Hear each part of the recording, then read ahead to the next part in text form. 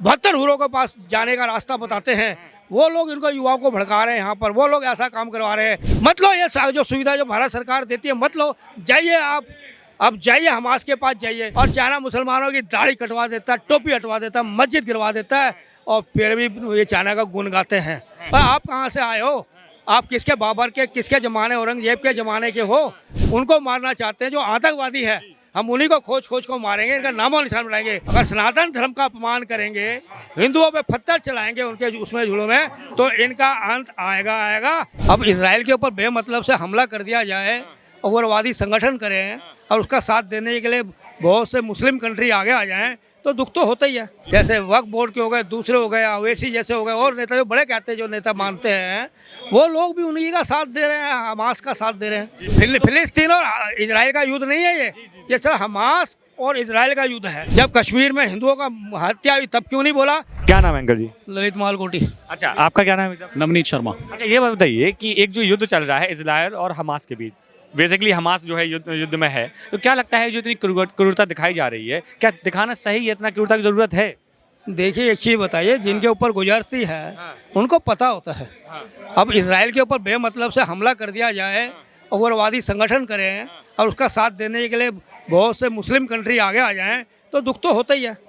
युद्ध तो किसी भी प्रकार से अच्छा नहीं है, कहीं भी अच्छा नहीं है, किसी भी देश में या किसी भी उसमें युद्ध ठीक नहीं होता, नुकसान ही होता है। इससे देश का ही नुकसान होता है, जनता का नुकसान होता है। पर मैं ये कहना चाहता हूँ, जो हमास है कि उग्रवादी संगठन है, और इसके ज़्यादातर उग्रवादी संगठन इसका साथ दे रहे हैं।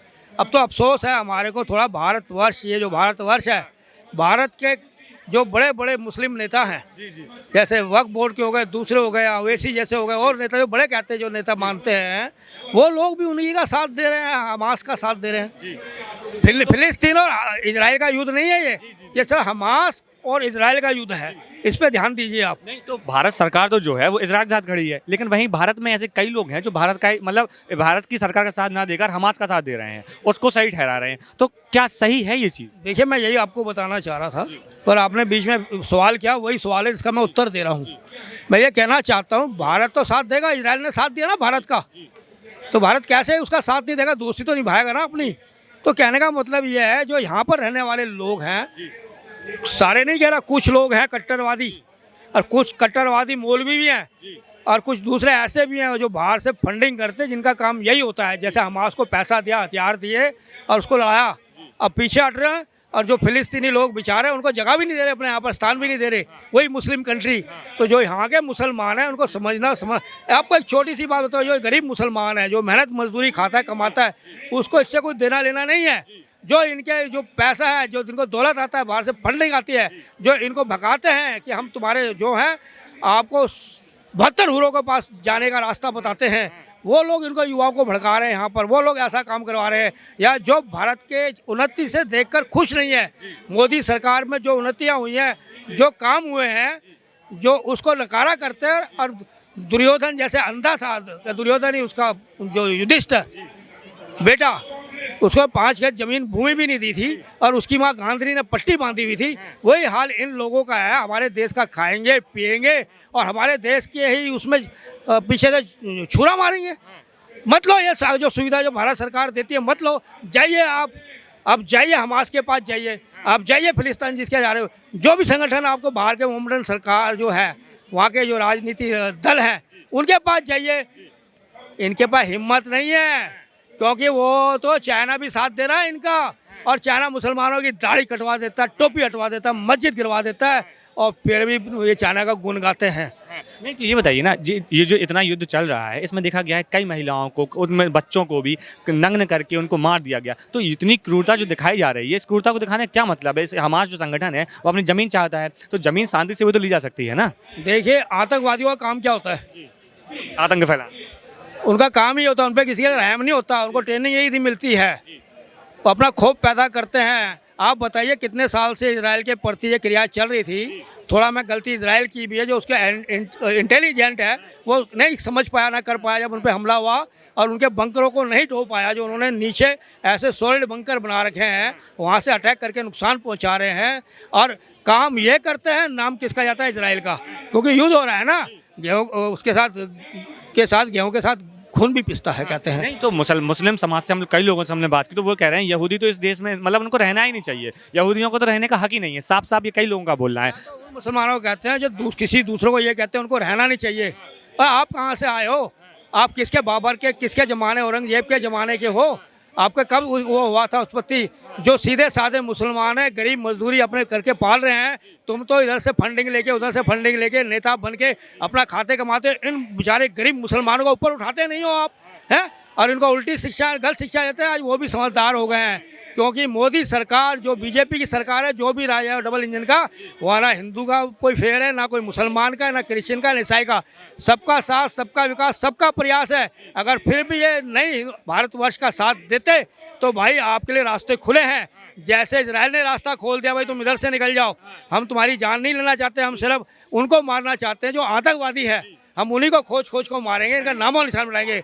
अगर आप हिंदुस्तान में रह के, आप किसी यूनिवर्सिटी में रह के ऐसे प्रोपोगंडा करते हैं तो ये आप देश की उन्नति के लिए खतरनाक हो, और जो देश के विदेशों में नाम हो रहा है आज, उसके लिए भी आप खतरनाक हो। सरकार को इस पर कानून बना के इनको बाहर का रास्ता दिखाना चाहिए, या उस कंट्री में जाके जाओ समाज सेवा करो तुम, और ये इनको दे के भेजना चाहिए। नहीं तो कई बार देखा गया है ना कि वो ऐसा क्या हुआ कि जब कहते हैं कि अल्लाह ने जो है वहाँ पर ज़मीन जो थी मुसलमानों की थी, लेकिन वो कहते हैं यहूदियों ने हम पर कब्जा कर लिया, तो इजराइल के कब्जा करके बैठा है यहाँ। देखिए ज़मीन के बारे में तो चाइना भी है जिसने भारत की ज़मीन कब्जा करी है, कहते हैं जवाहरलाल ने दी थी, और उसके फंडिंग राजीव गांधी का। तो कोई नहीं बोल रहा, लेकिन इस बारे में कोई मुसलमान उछल के नहीं आया उस टाइम, नेता कोई उछल के नहीं आया। उस दिन के भी मुंह पे ताला लगा हुआ था।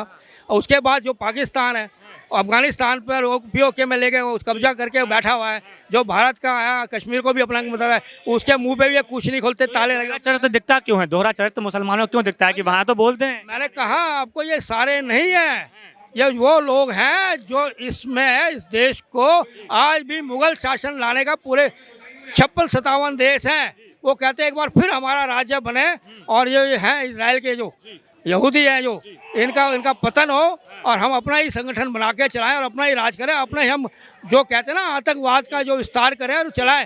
अब ये बताइए अफगानिस्तान में जो उन्होंने किया है, गर्दन काटर महिलाओं को इतना ही, इन्होंने क्यों नहीं कुछ बोला? जब कश्मीर में हिंदुओं का हत्या हुई तब क्यों नहीं बोला? ये दोहरा चरित्र, इनको कहो अगर तुम पाकर उसको मानते कुरान को, अच्छा तो कहीं हर जगह मोहब्बत है, चाहे कुरान हो, चाहे आपका गुरुद्वारा ग्रंथ हो, चाहे आपका हिंदुओं का धर्म हो, चाहे आपका जो कहते हैं बताया जाता है, उसमें भी सब ग्रंथों में ये बताया जाता है कि प्रेम और सद्भावना आपकी एकता है। आप कुरान की बात कर रहे हैं, लेकिन कुरान को तो वो कहते हैं ना कि हमने जो है कुरान से ही सीख कर जो है अपनी चीज़ों के लिए, हक के लिए लड़ना सीखा है, और हम वही कर रहे हैं इजराइल में जाकर। ये तो झूठ बोल रहे हैं, ये सरासर झूठ है। महाभारत में कहा था किशन जी ने, अर्जुन ये सब तेरे सगे संबंधी हैं, हम भारतवर्ष के सब मुसलमानों को सगे संबंधी मानते हैं। पुराने आज़ादी में भी याद लिया, आज भी देश के लिए कई लोग हैं।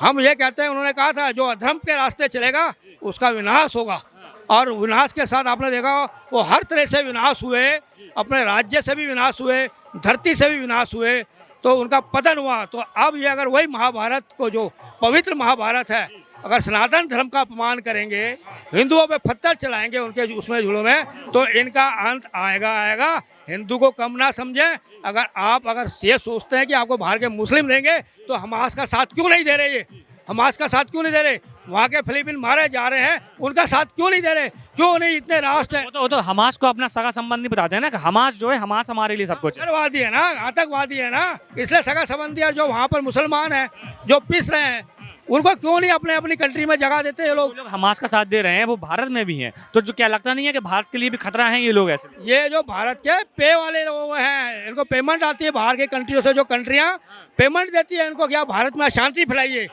पर मोदी बहुत समझदार है, मोदी बहुत समझदार है, वो बड़े संयम से काम ले रहे हैं। और एक दिन जब मोदी 24 में फिर वापस आएगी सरकार, ऐसा कानून बनाएगी, हम तो कहेंगे मोदी सरकार को ऐसा कानून बनाए, कोई भी किसी धर्म का अगर वो अशांति फैलाता है तो उसको छोड़ा ना जाए, बख्शा ना जाए। अच्छा, आखिरी सवाल ये बताइए कि इस युद्ध का क्या होने वाला है, कहाँ तक ये अंजाम तक पहुँचेगा युद्ध? देखिए, अमेरिका शुरू से साथ दे रहा है, जर्मनी भी साथ दे रहा है, चाइना तो नहीं दे रहा साथ, और आपके और ब्रिटेन और जो दूसरे और देश हैं जो अमेरिका के साथ हैं, वो भी साथ दे रहे हैं। रशिया ने पीछे कदम खींच लिया है। रशिया को पता है ना, मैं यूक्रेन के साथ इतने सालों से लड़ रहा हूँ। तो क्यों साथ दे रहा है वो? एक अमेरिका के वजह से कि जितनी महाशक्तियां हैं इजराइल को सहायता दे रही हैं, और वो कहता है कि मैं तो इनका प्रतिद्वंदी हूँ। अब ये देखे ना, कुरान जो ईरान है वो भी तो इनका दुश्मनी है।